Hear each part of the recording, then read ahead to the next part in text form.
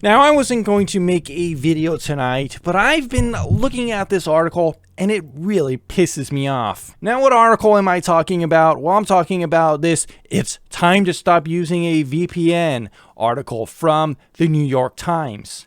Now, this clickbait article is telling you no longer need to pay for a VPN.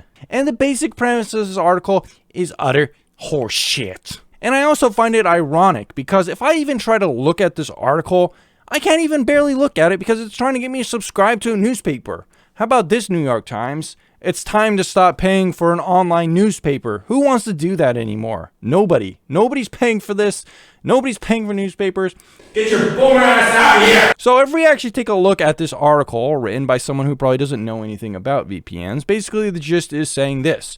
He bought several VPN providers without doing research, and they ended up being purchased by shady corporate entities. He used private internet access, and then it got acquired by Cape.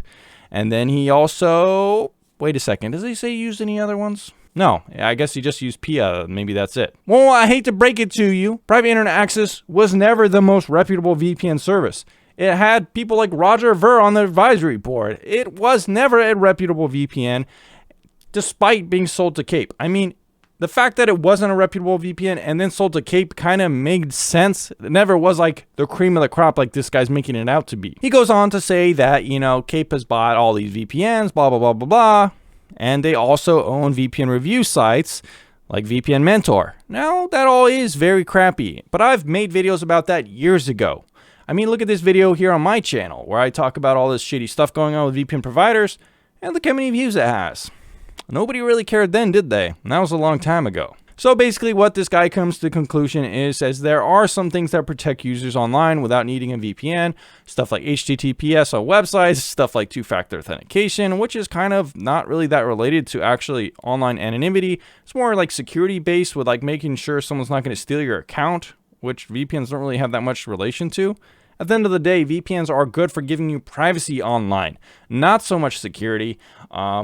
It basically what a VPN does, for people who don't know, it gives you privacy and anonymity to some extent from your ISP. They can't see your browsing history and stuff like that. They also let you unblock geo restrictions, protect your IP while doing things on the web, prevent websites from seeing your IP just generally overall, which is a good thing, and they still do that very well. And in fact, I would argue better than ever, especially with the advent of protocols like WireGuard, which barely impact your speed at all. This guy doesn't really talk about any of that though.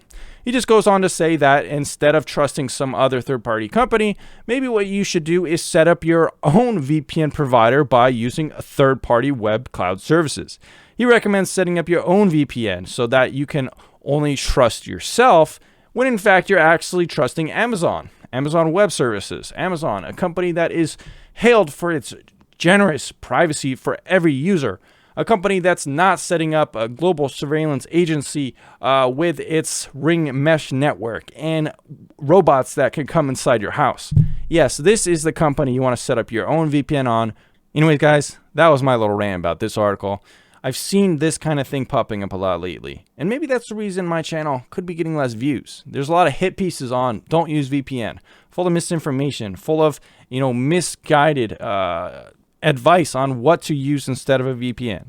Should you set up your own VPN and waste a couple hours doing so, trusting all your information to some data center or cloud service?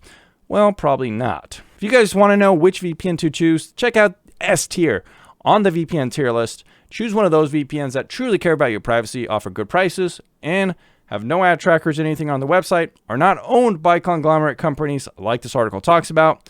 And I'll see you again very soon.